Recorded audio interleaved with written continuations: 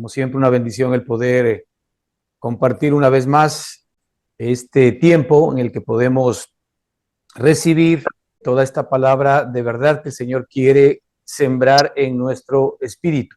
Y entiéndase que nuestro espíritu es la buena tierra que el Señor espera sobre el cual caiga su santa palabra, su semilla, para que pueda dar fruto, ¿verdad? A 30, a 50 y a 100 por uno, que es lo que el Señor quiere. Y ese fruto no es más que la expresión y la manifestación de la vida de Jesucristo experimentada en nuestra alma a través de poder conocerle a Él viviendo su carácter. El amor, el gozo, la paz, la paciencia, la benignidad, la bondad, la fe, la mansedumbre, todo lo que Él es viviendo en nuestra alma, ya que en nuestro hombre interior, ¿verdad? En nuestro espíritu, el nuevo hombre que nació, se encuentra absolutamente todo aquello que de alguna manera nos pertenece en la nueva creación. No olvidemos que es muy importante que nosotros a estas alturas del partido entendamos que hemos nacido de nuevo y ese nuevo nacimiento es un nacimiento espiritual. Nuestro espíritu antiguo, ¿verdad? El espíritu que antes operaba en nosotros, el libro de Efesios 2 nos habla de el espíritu de desobediencia que operaba en todos y cada uno de nosotros. Nosotros sí teníamos un espíritu, pero un espíritu muerto delante de Dios desde la perspectiva de que ese espíritu no es el espíritu que da vida, sino al contrario, es un espíritu contrario, es un espíritu de desobediencia, es un espíritu que no piensa como Dios piensa, que no entiende como Dios entiende y que tampoco busca lo que Dios busca. Ese espíritu estaba operando en nosotros, ¿verdad? Antes que podamos haber nacido de nuevo. Y este es el espíritu que opera en cada ser humano. De ahí que cuando una persona nace normalmente de la carne, ¿verdad? Recibe este espíritu o nace con este espíritu de desobediencia, que está intrínsecamente arraigado en el hombre cuando nace. Así que un niñito que recién acaba de nacer, pues por más inocente que lo veamos, la realidad es que él sí tiene también dentro de su corazón ese espíritu de desobediencia. Lo que pasa es que ese espíritu no se puede ir manifestando tan claramente, ¿verdad? Siendo desobediente a Dios, sino en la medida en que el hombre va creciendo. Pero sin embargo ya vemos nosotros que inclusive los niñitos muy pequeñitos, sin haberles enseñado egoísmo, vemos que muchas veces ya son egoístas, por ejemplo, no quieren compartir sus cosas, ¿verdad? Con otros, o ya tienen de alguna manera una cierta revelación dentro de cada uno de ellos respecto de ser contrario a lo que de alguna manera se les pide o se les deja de pedir. Entonces, hay un espíritu dentro de cada uno de nosotros que operaba, pero cuando nosotros nacimos de nuevo, ¿no es cierto? Este es un nacimiento espiritual, no olvidemos, este nacimiento es espiritual. Este nacimiento fue aquel que Nicodemo no lo entendió cuando el Señor Jesucristo le dijo que era necesario nacer de nuevo. Y él le dijo, ¿cómo un hombre viejo como yo puede volver a entrar otra vez en el vientre de su madre? Y Cristo le dijo, todo lo que es nacido de la carne, carne es. Eso ya está, eso ya no se puede rehacer. Pero lo que es nacido del espíritu, espíritu es. Y este es el nuevo nacimiento, ¿no es cierto? Que usted y yo hemos experimentado. Ahora, ¿por qué? Porque esa es la única vida en ti y en mí. Ojo con esto, esa es la vida que el Señor ha puesto y en ti y en mí, que es la vida que le agrada a Él. Y es la vida que Dios quiere que expresemos. Cuando nosotros, por ejemplo, recibimos los mandamientos a través de la ley, nosotros le llamamos a la ley ahora a la Biblia, ¿ok? Cuando nosotros recibimos los mandamientos y las leyes a través de la Biblia, lo que realmente estamos de alguna manera recibiendo es una fotografía del comportamiento de la vida de Dios. Es decir, cuando Dios nos dice que hagamos esto, que no hagamos lo otro, lo que nos está mostrando es qué es lo que Él hace o qué es lo que su propia vida produce. Es decir, en un sentido, la Escritura lo que nos manda a nosotros es a ser idénticos a Cristo. Ahora, empresa imposible para la carne, porque la carne es incapaz de ser igual a Cristo, porque no lo es, porque la carne es carne y Cristo es espíritu. Entonces, si nosotros de alguna manera le preguntaríamos a Dios qué es lo que espera de nosotros respecto de nuestro carácter, de nuestra conducta y de nuestro comportamiento, es que seamos exactamente iguales a Cristo. Eso es lo que Él demanda de nosotros. Y como ustedes entenderán, es imposible que nosotros podamos ser iguales a Cristo en nuestra carne porque no somos Cristo. Pero el Señor resuelve esta situación volviéndonos a hacer nacer, haciéndonos nacer del Espíritu, haciéndonos nacer de nuevo. Entonces ese nuevo nacimiento, ¿no es cierto?, es la vida que el Señor nos da, la vida eterna, la vida Zoe, que es la vida idéntica a la vida de su amado Hijo Jesucristo, la vida que Dios deposita en nuestro espíritu para que esa vida hoy, que es la vida eterna, la que nunca se va a acabar, que es la vida poderosa de Dios, que es la vida del amor, del gozo, de la paz, de la paciencia, ¿verdad? De la templanza, de la fe, de la santidad, de la justicia, de la verdad, la vida de la plenitud, la vida de la abundancia, esa vida sea la que efectivamente comience a ser nuestra experiencia.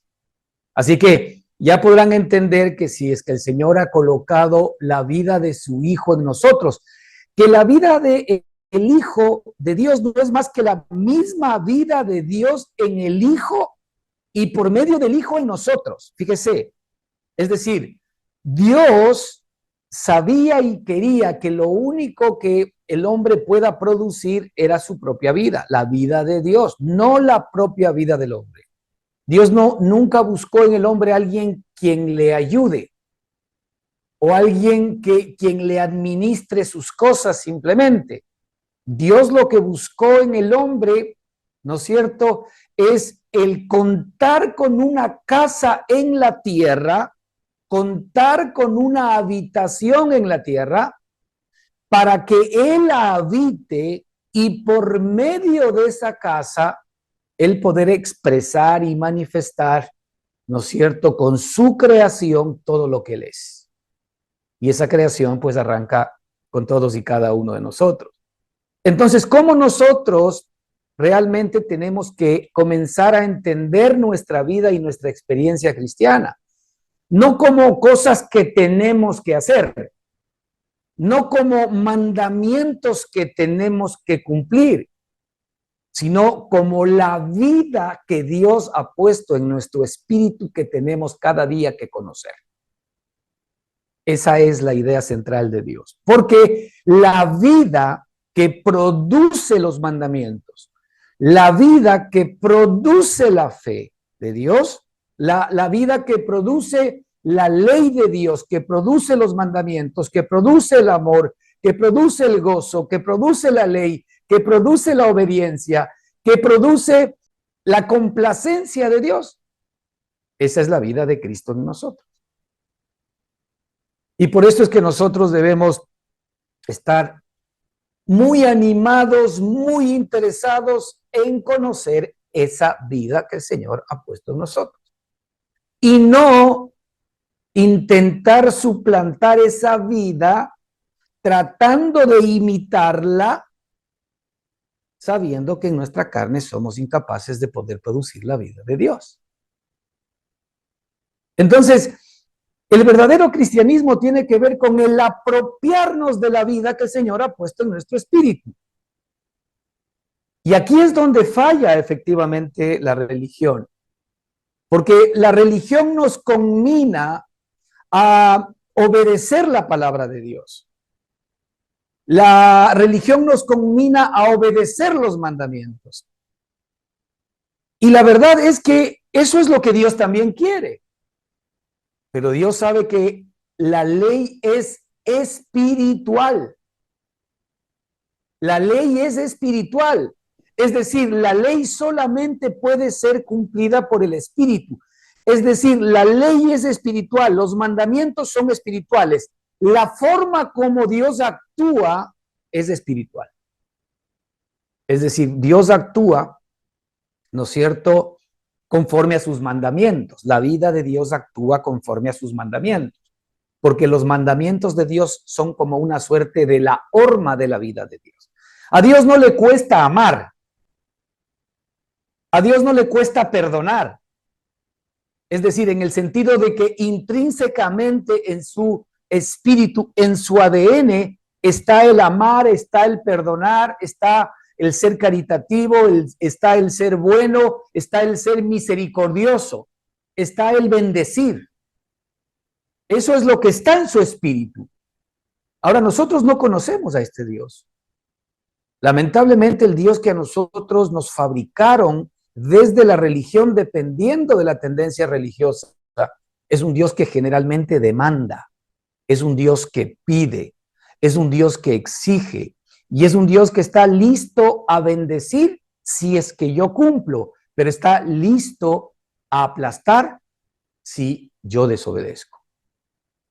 Y evidentemente nadie nos dijo, ¿no es cierto?, que el único que puede producir la vida de obediencia en nosotros es la misma vida que el Señor puso en nuestro corazón. Es decir, si Dios no venía en la persona de su Hijo para cargar con todos nuestros pecados, para cargar con todas nuestras maldades, si Dios no venía en semejanza de carne de pecado a causa del pecado, para condenar el pecado en la carne, conforme nos muestra el capítulo 8 de Romanos, pues hubiese sido imposible el que nosotros podamos recibir la nueva vida de Dios, porque Dios tenía que resolver primero un problema con nosotros. Y el problema que Dios tenía que resolver con nosotros es que todos habíamos pecado. Así que desde la perspectiva de la ley de Dios, todos éramos culpables. Ahora, como Dios no puede ser injusto, y el Señor dijo que la paga del pecado, ¿qué es? La paga del pecado es la muerte.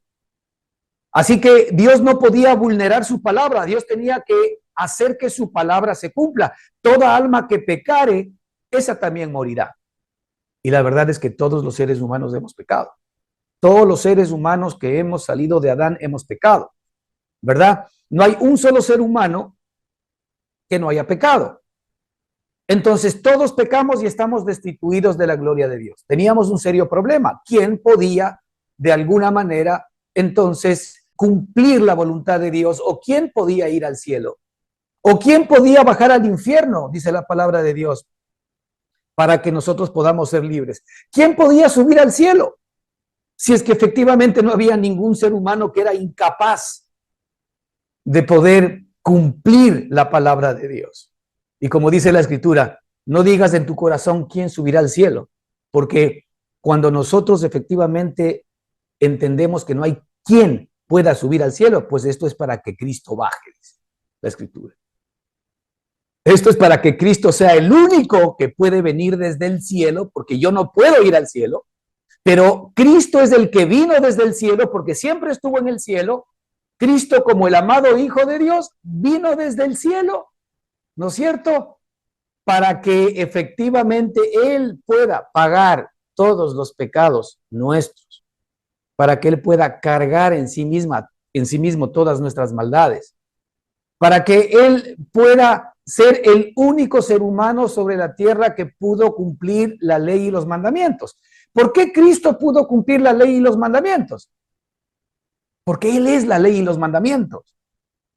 Porque Cristo es el Espíritu que vino desde lo alto, ¿verdad?, para poder cumplir los mandamientos. Y por eso es que el Espíritu se hizo carne.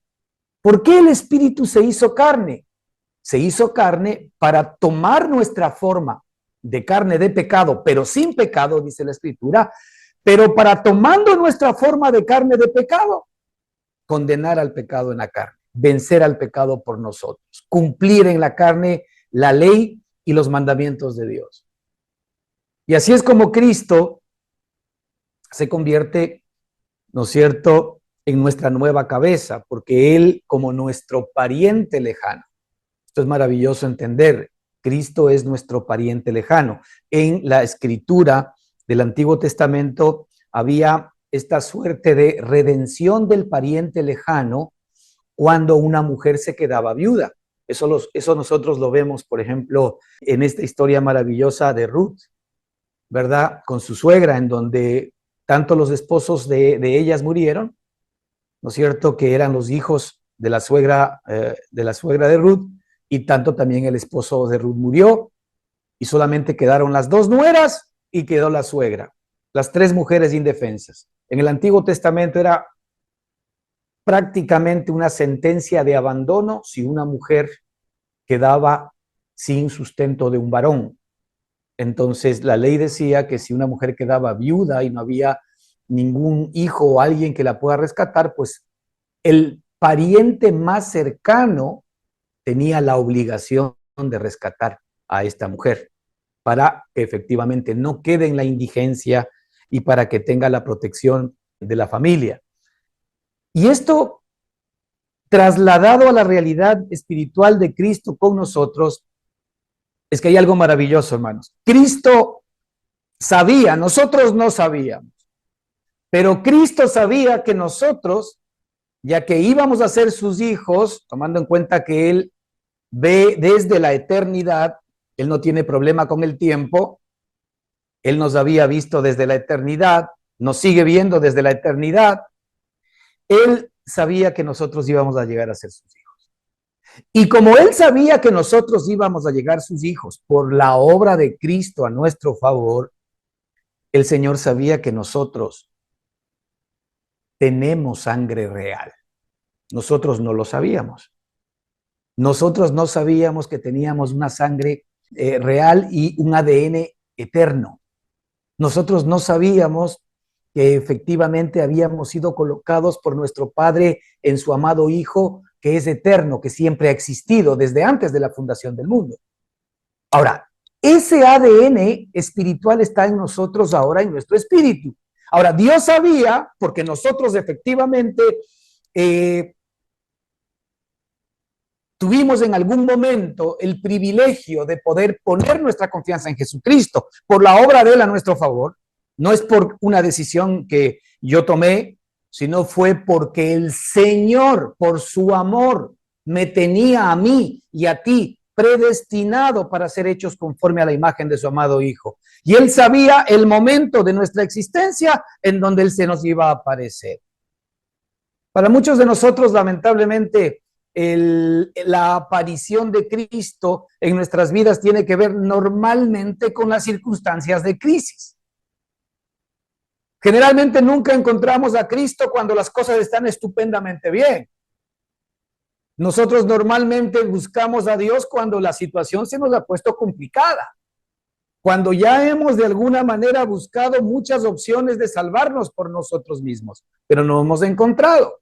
Allí buscamos nosotros la mano poderosa de Dios para decirle, Señor, ya he intentado todo, no sé más qué hacer, estoy desesperado o estoy desesperada, no tengo ninguna posibilidad de salir por mí mismo, estoy acabado, aquí estoy. Si tú existes, si tú eres real, toma mi vida.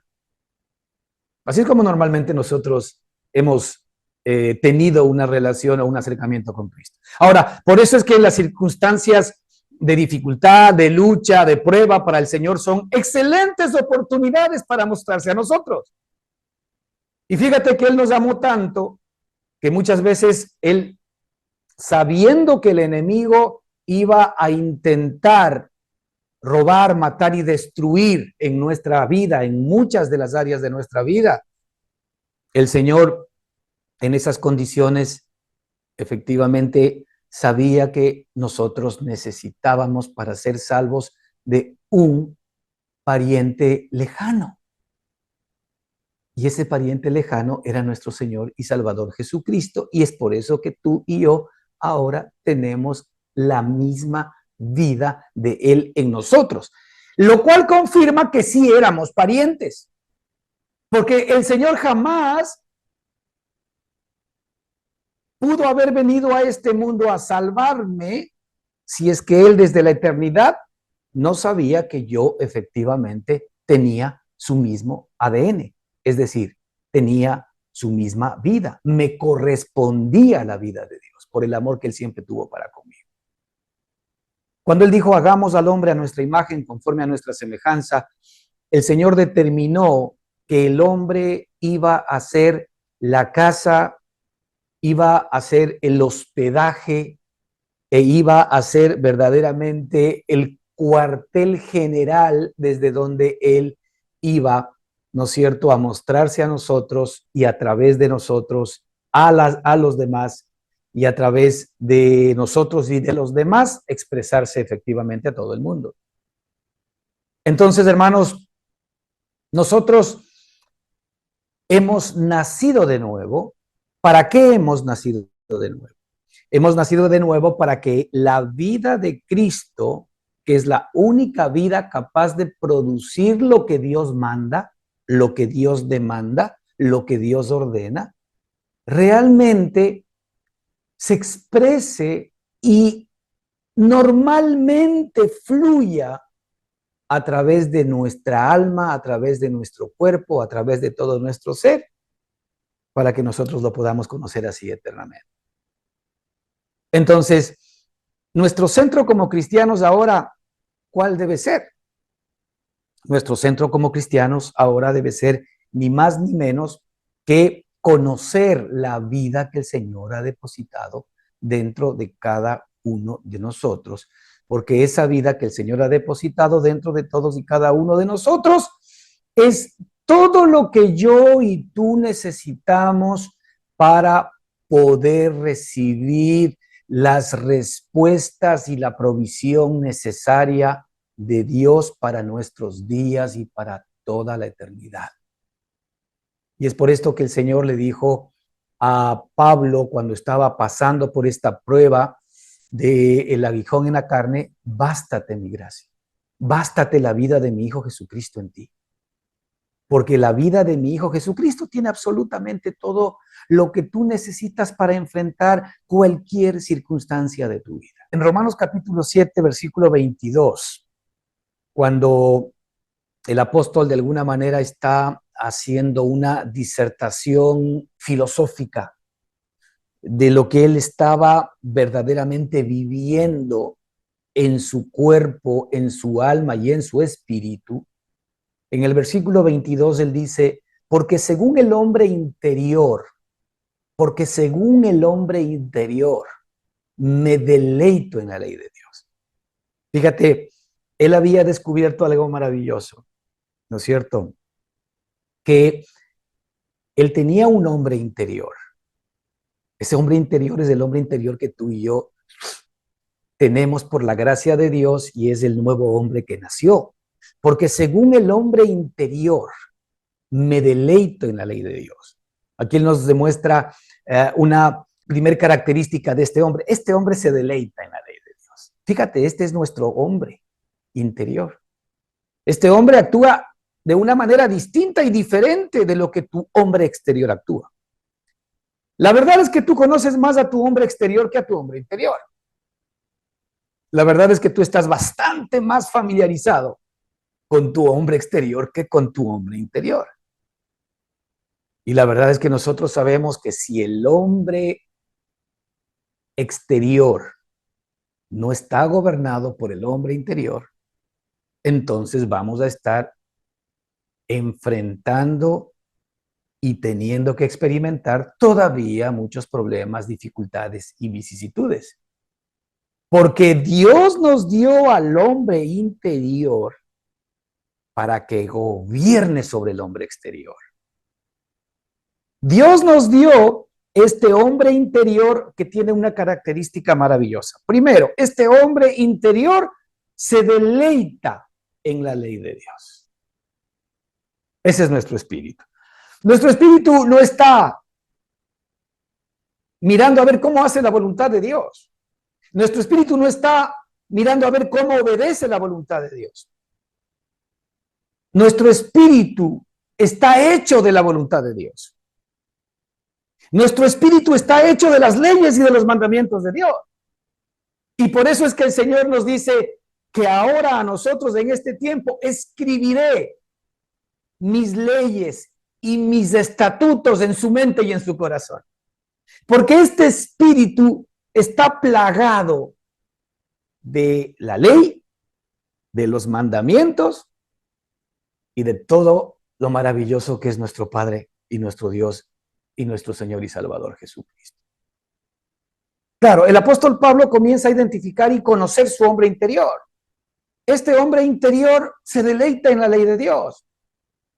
Este hombre interior, ¿verdad? Ya que se deleita en la ley de Dios, tiene todo lo que Dios es, tiene el ADN de Dios. Este hombre interior tiene escrito en su mente y en su corazón, ¿verdad? Los mandamientos y las leyes que efectivamente el Señor quiere que nosotros cumplamos.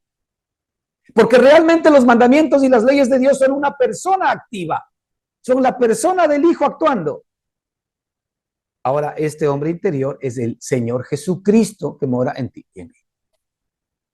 Este hombre interior es el Señor Jesucristo que mora en ti y en mí. Es el mismo hombre interior que cuando el apóstol disertando sobre por qué justamente él hace aquello que sabe que no debe hacer. Esa es la lucha que él estaba manejando en su hombre exterior y es la lucha que tú y yo tenemos el día de hoy. ¿Por qué? Justamente aquello que sabemos que no debemos hacer es lo que hacemos.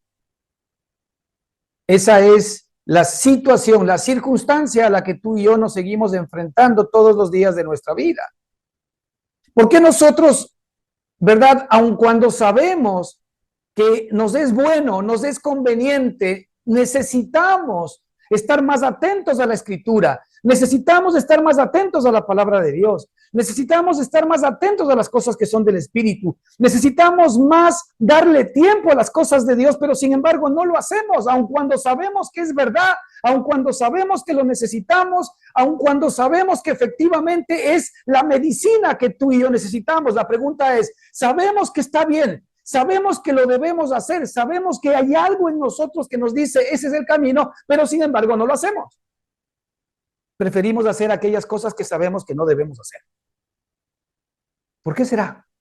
Bueno, la Escritura nos dice que esta es la gran lucha que nosotros vivimos en el hombre exterior, porque en el hombre exterior opera una ley que la Escritura aquí la llama la ley del pecado y de la muerte. Opera una ley, la ley del pecado y de la muerte. Y esa ley opera, ¿verdad? O se hace visible o se hace real en mi vida cuando yo quiero hacer el bien. La Escritura dice, yo he hallado una ley en mi vida que cuando quiero hacer el bien, hallo que el mal está en mí. Porque no hago el bien que quiero, sino el mal que no quiero, eso hago. Y claro, después de disertar con todo esto, dice el apóstol Pablo, porque él estaba viviendo evidentemente su propia lucha interior, como tú y yo somos capaces de poder vivir en un momento. El apóstol Pablo dice, miserable de mí, ¿quién me podrá librar de este cuerpo de muerte? Pero sin embargo, él tenía ya clarísimo en el versículo 22 él tenía dentro un hombre al cual llama el hombre interior, el cual sí se deleita en las cosas de Dios. Pero la pregunta es, ¿cómo yo soy capaz de traer a este hombre interior que no es más que Cristo mismo? Y por eso el versículo 25 dice, gracias doy a Dios por Jesucristo nuestro Señor. ¿Quién me librará de este cuerpo de muerte? Gracias, Señor. Gracias te doy a ti porque Jesucristo es el Señor que me libra de este cuerpo de muerte. Jesucristo es el Señor que me libra de esta condición. Jesucristo es el Señor que me libra de esta situación. Y claro, él dice en conclusión, así que yo mismo con la mente sirvo a la ley de Dios. Es decir, en nuestra carne,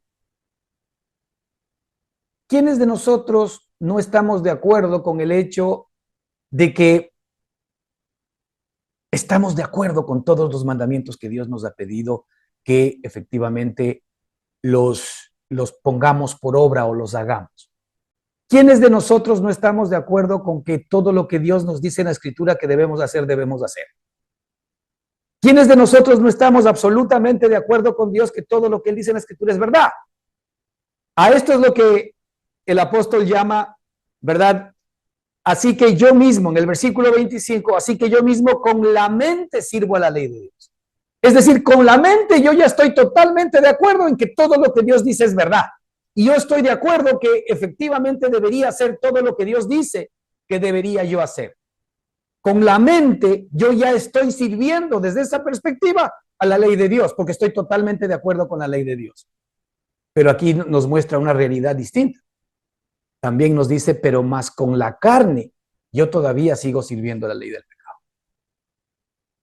Es decir, en mi mente ya existe la confirmación y la aceptación de que lo que Dios manda, así es. Vale la pena. Es más, mi mente me dice que eso es lo que debo hacer. Es más, en mí hay algo que dice, sí, eso es lo que quiero hacer. Pero también dice que hay la contrapartida, que es la ley del pecado que actúa en mí, para que todavía yo pueda estar sirviendo con mi carne a la ley del pecado. Con mi carne a la ley del pecado. Entonces yo quiero que aquí veamos algo importante. Primero, el apóstol está dividiendo en dos bandos a nuestra experiencia con el Señor. El un bando y el que más nos interesa a nosotros en este tiempo es el hombre interior, que nos muestra en el versículo 22, el cual se deleita ya en la ley de Dios. Ahora, si nosotros profundizamos en este hombre interior que es Cristo mismo morando en nosotros, que es la vida de Cristo morando en nosotros, que es la vida que Dios ha puesto en nosotros para que sea la que se exprese y se manifieste, porque es la vida que efectivamente desde la naturaleza divina puede por naturaleza hacer lo que Dios manda. No hace lo que Dios manda por obligación. No hace lo que Dios manda por mandamiento en donde yo me tengo que someter y obedecer. Hace lo que Dios manda por convicción. Hace lo que Dios manda por naturaleza. Hace lo que Dios manda porque la vida de Dios efectivamente es la sustancia de este hombre interior. De ahí que si en algo tú y yo, hermano, debemos de alguna manera estar interesados, es en conocer más esta vida interior que está en nosotros. Y el apóstol aquí nos habla de que esa vida es Jesucristo nuestro Señor, que después en el versículo 8 nos dice que la ley del espíritu de vida, la ley del espíritu de vida que opera en Cristo Jesús, me libra de la ley del pecado y de la muerte. Es decir, en otras palabras, el Señor ha puesto la vida de su amado Hijo Jesucristo en nuestro espíritu y la vida de su amado Hijo Jesucristo en nuestro espíritu obedece a una ley que la Escritura llama la ley del espíritu de vida, que tiene como propósito librarme de esta experiencia que yo tengo en mi carne, en donde yo termino haciendo aquello que sé que no debo hacer, a lo cual la Escritura le llama la ley del pecado y de la muerte. Dios nos ha dado la vida de Cristo que está morando en nuestro espíritu con un poder y con una ley muchísimo más poderosa que la ley del pecado y de la muerte que opera en todos y cada uno de nosotros. Ahora, nosotros tenemos que entender un poco más allá el término pecado y el término muerte, porque también en nuestro ambiente religioso, para nosotros el término pecado pues tiene que ver con el hablar malas palabras, con el pensar mal, con el haber hecho algo indebido. ¿No? El pecado también tiene que ver con el buscar nuestra propia justicia. El pecado también tiene que ver con el hacer buenas cosas que no sean hechas desde el Espíritu. De hecho, la Escritura nos dice que todo lo que no es nacido del Espíritu es pecado. O sea que el concepto de pecado de la Escritura va más allá al concepto que nosotros tenemos de pecado, de hablar malas palabras, de mentir, de engañar, de hacer algo indebido. El espíritu y el concepto de pecado de la Escritura es que todo aquello que no nace del Espíritu, todo aquello que no nace de la vida que ha sido puesta en nosotros por Dios, ¿verdad? En Cristo, en nuestro espíritu, es pecado, por más bueno que sea. Si es que verdaderamente mis buenas obras, mis sentimientos, si el amor que yo tengo para mis hijos, para mi esposa, para mi familia y para mi prójimo, nace de un corazón que es mi propia carne, para el Señor sigue siendo una vida de injusticia y de pecado. Evidentemente estamos en otro nivel, estamos en otra condición, estamos en otro entendimiento. Todo lo que no es nacido del Espíritu o todo lo que no nace del Espíritu es pecado, nos muestra la Escritura. Si alguien puede buscar el versículo y lo pone aquí, por favor, ¿ok? Pero realmente es importante, hermanos, que entendamos que el pecado y la muerte tienen que ver con actuar fuera de la vida divina que el Señor ha puesto en nuestro corazón. Ahora, el Señor ya no nos inculpa a nosotros desde la perspectiva de que tenemos la vida divina de Cristo en nosotros. Por eso es que nosotros hemos sido justificados. Si nosotros no hubiésemos sido justificados, no tendríamos la vida de Cristo en nosotros. La prueba fehaciente de que nosotros hemos sido justificados delante de Dios, es decir, la prueba fehaciente de que nosotros hemos sido declarados justos delante de Dios es que tenemos la vida de Cristo. La vida de Cristo o el Espíritu Santo que ha sido puesto en nosotros es el sello que determina que nosotros le pertenecemos a Dios. Por tanto, Dios en nosotros ya no ve pecado. En nosotros Él ve la vida santa, justa, poderosa y maravillosa en la eternidad de su amado Hijo Jesucristo. Ahora, en nuestra experiencia, tú y yo sí todavía vemos pecado. Pero ¿por qué el Señor ha permitido que nosotros veamos pecado? Porque hay algo que la Escritura llama purificación, algo que la Escritura llama santificación, que es el proceso en el cual tú y yo entramos para conocer más de la vida que tenemos dentro de nosotros.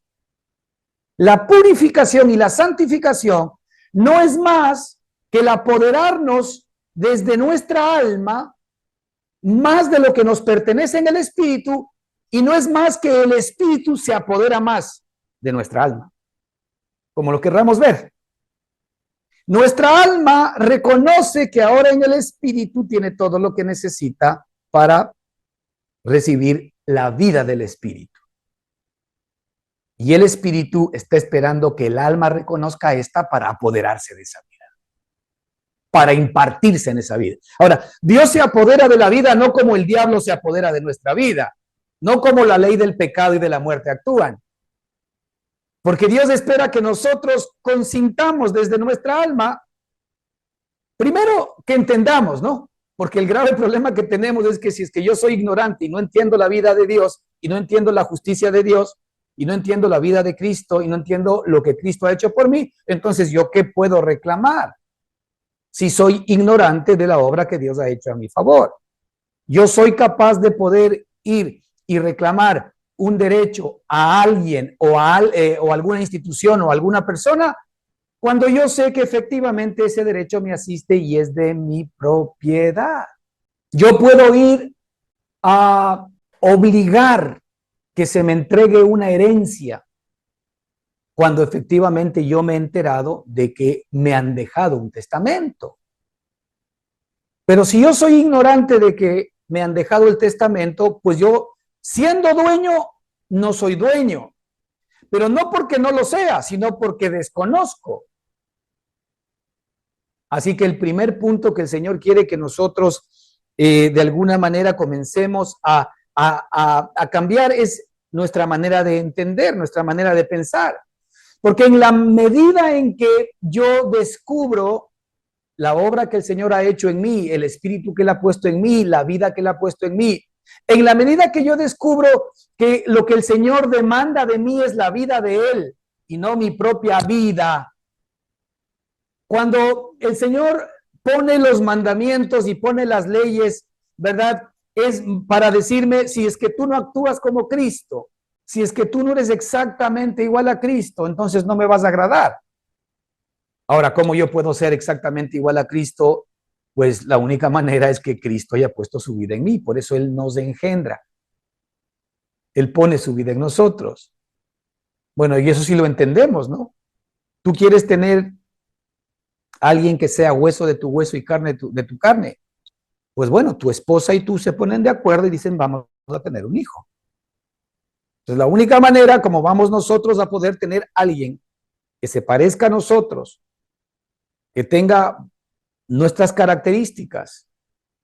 El hijo normalmente tiene características de papá y de mamá. Ustedes tendrán sus hijos y a veces viene alguien y dice, oye, igualito a la mamá, oye, igualito al papá. Los de afuera ven más claro que nosotros muchas veces, pero siempre los de afuera sacan particularidades de papá y de mamá en el hijo. ¿Por qué? Porque sí, efectivamente, el hijo tiene particularidades de papá y mamá, porque el hijo tiene la misma vida de papá y de mamá. Ahora, Dios, como sabe eso y es el creador de todas las cosas, nos tenía que dar su vida, nos tenía que engendrar.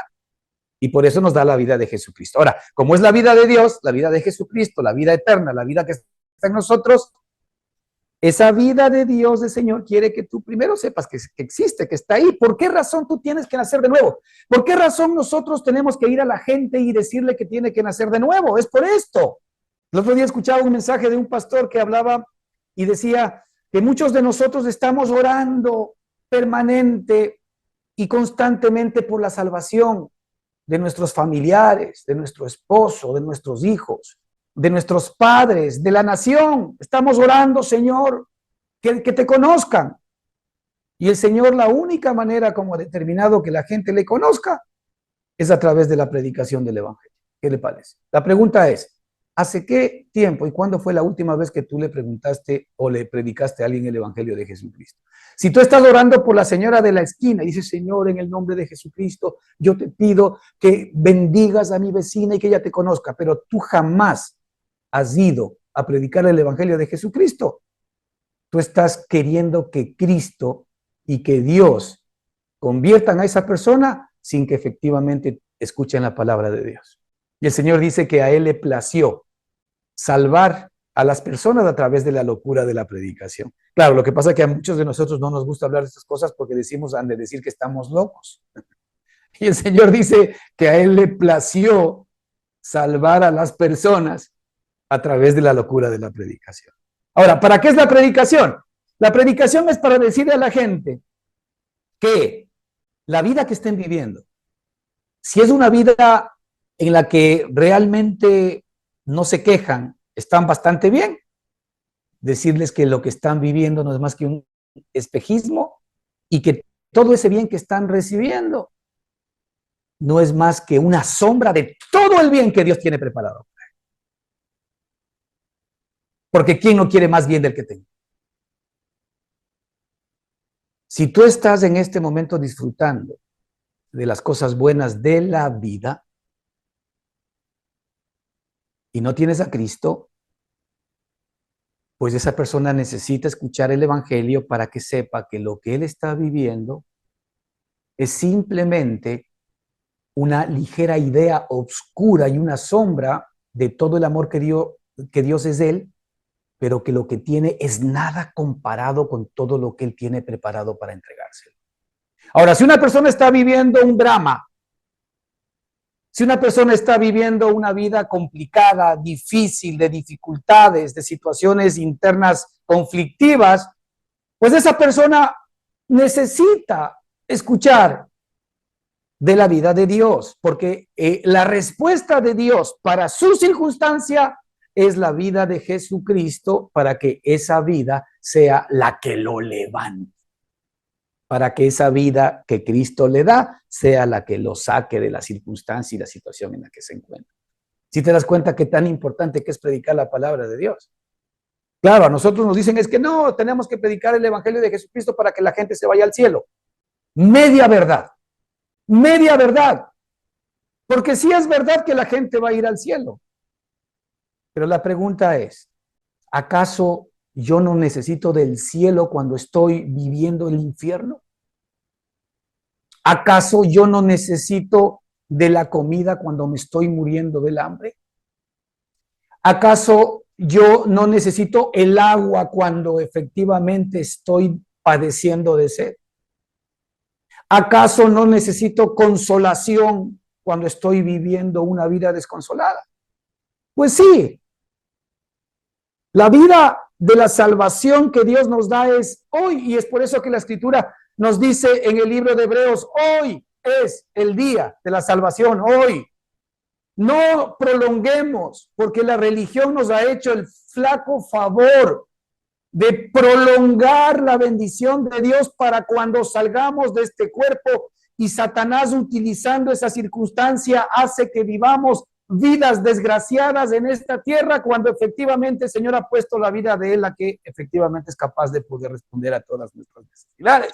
Si se dan cuenta cómo estamos tan confundidos. Ahora, desde ahora en adelante, ¿no? Y esto lo pongo entre paréntesis, hermanos. Si nosotros queremos que las personas reciban esta vida, hablémosles más que oremos por ello. Hablémosles más de Cristo. Hablémosles más de esta esperanza de vida que está en nosotros. Hablémosles más de la obra que el Señor ha hecho a su favor, que oremos a Dios para que sean cambiados o para que sean salvados. Porque el Señor ha determinado que las personas se salven y lo conozcan a Él por medio de la locura de la predicación. La locura de la predicación. Esto que nosotros estamos hablando aquí, al ojo natural, al oído natural, a la mente natural, no le calza. Es raro lo que estamos hablando aquí. Porque lo que aquí hablamos son palabras espirituales. Es decir, aquí acomodamos lo espiritual a lo espiritual. Y no acomodamos lo espiritual a la carne, para que la gente pueda entender. No, la gente no entiende. Aquí acomodamos lo espiritual en lo espiritual. Las palabras que nos da el Espíritu son las palabras que les traemos a ustedes. Así que el espiritual va a poder entender lo que nosotros hablamos. Por eso es necesario que el hombre tenga que nacer de nuevo. Porque si no nace de nuevo del Espíritu, no puede entender las cosas que son del Espíritu, porque se han de discernir espiritualmente. Hermanos, esta ley, este poder que el Señor ha puesto en nuestro hombre interior, ¿sí? Conforme dice aquí el apóstol en el versículo 22, porque según el hombre interior me deleito. Ahora, yo creo que esta palabra me deleito, aquí habla en la ley de Dios. Se deleita primero en Dios, en su ley, en lo que Dios es. Fíjate, el hombre interior no se deleita en lo que Dios le da. ¿En qué se deleita este hombre? En la justicia de Dios. Se deleita en conocer este poder que el Señor realmente ha puesto en su espíritu para ir y conquistar el alma, para ir y conquistar la mente, para ir y conquistar las emociones, para ir y conquistar los deseos, los sentimientos, para ir y conquistar las voluntades. La Escritura nos dice que el Señor Jesucristo se ha centrado a la diestra del Padre hasta que todos sus enemigos se han puesto por estrado de sus pies. Y haciéndome a culpa alguna vez y algún momento, pues bueno, meditando lo que el Señor me ha mostrado con este versículo,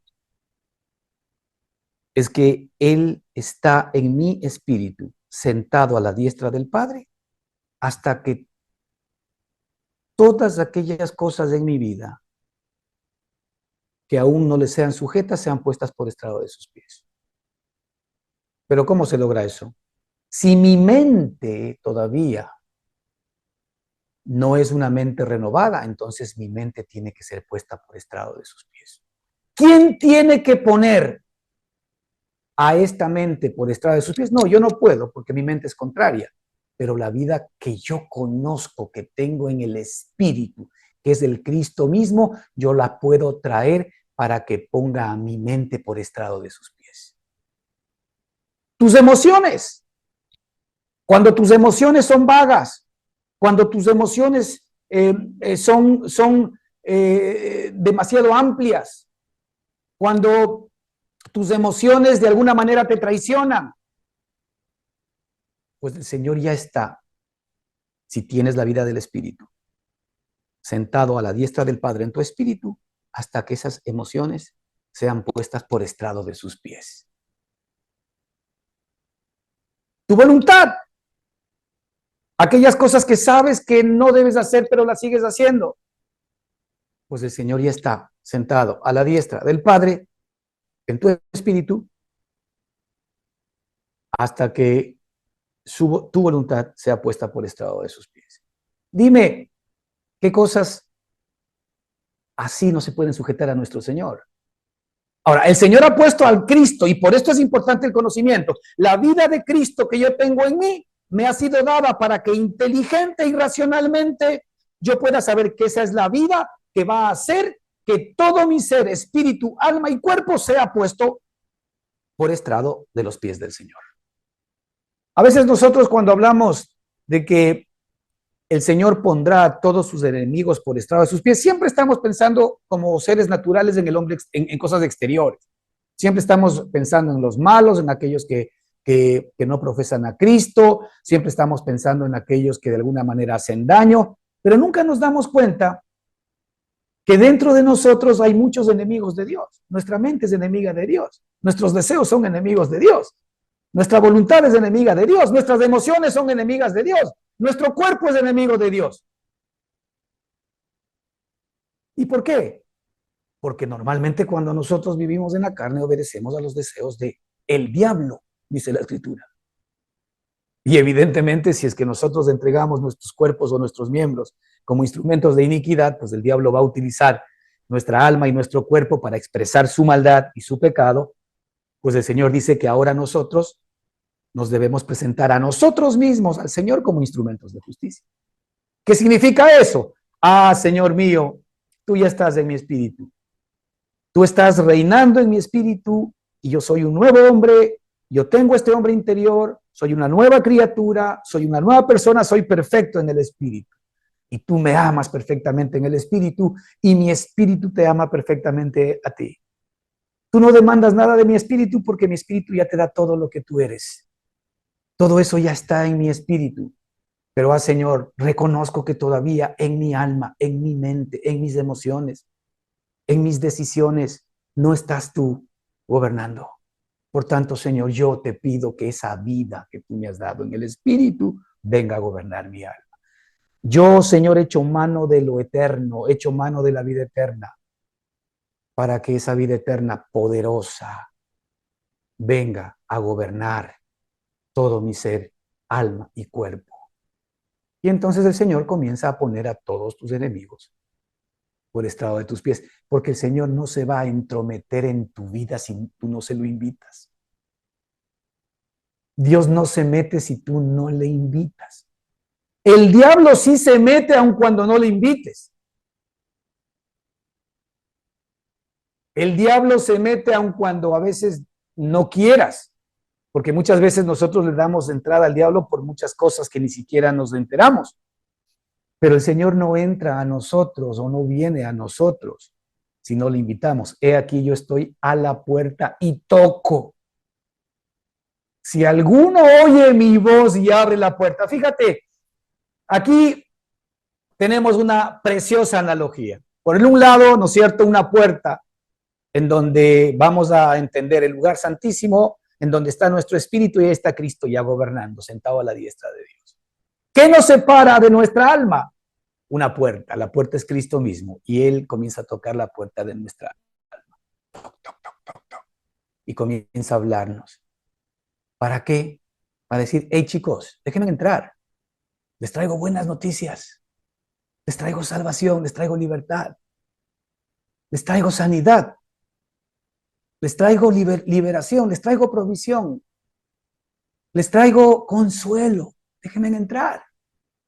Si alguno oye mi voz y abre la puerta, Señor, aquí está la escasez, aquí está el temor, aquí está la enfermedad, aquí está la dificultad, aquí está la carga, aquí está la deuda, aquí está todo esto, Señor. Por favor, entra, ven, hazte cargo. ¿Qué va a hacer Dios? Si alguien escucha mi voz y abre la puerta, yo entraré en él y los dos cenaremos juntos. ¿Acaso no nos hace falta el estar cenando con él?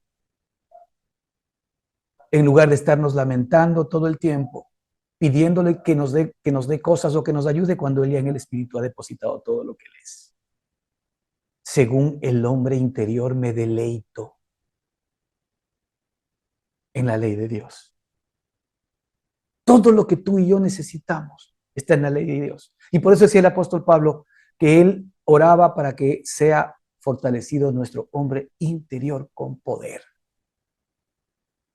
Para que sea fortalecido nuestro hombre interior con poder. Nuestro hombre interior, el poder del hombre interior, tiene que expandirse e irrigarse a nuestra alma y a nuestro ser y a nuestro cuerpo y a todo lo que él es. En el hombre interior, en el nuevo hombre, está operando la ley del espíritu de vida, esperando que tú le des la posibilidad de poder entrar para que él se haga cargo de aquellas calamidades, de aquellas carencias que tú estás hoy padeciendo en tu alma. Invitemos al Señor permanentemente a nuestra alma. Reconozcamos que Él está en nuestro espíritu. Reconozcamos que ya para Él estamos justificados. Estamos justificados inclusive en nuestra alma, porque el Señor perdonó todos nuestros pecados pasados, presentes y futuros. Pero aquí ya es un tema de que entonces, ¿cómo la vida, Señor, que tú me diste se enseñorea, gobierna sobre mi alma que todavía necesita purificación, que necesita todavía santificación, que necesita liberación, que necesita sanidad? El Señor vino para eso, hermanos, para proveer lo que necesitamos, para este mundo y también para el venidero. Y por eso dice la Escritura que la vida de la piedad, que es la vida de Cristo en nosotros, para todo aprovecha, para este mundo y también para lo venidero. Que el Señor les bendiga ricamente. Continuamos la próxima semana. Amén.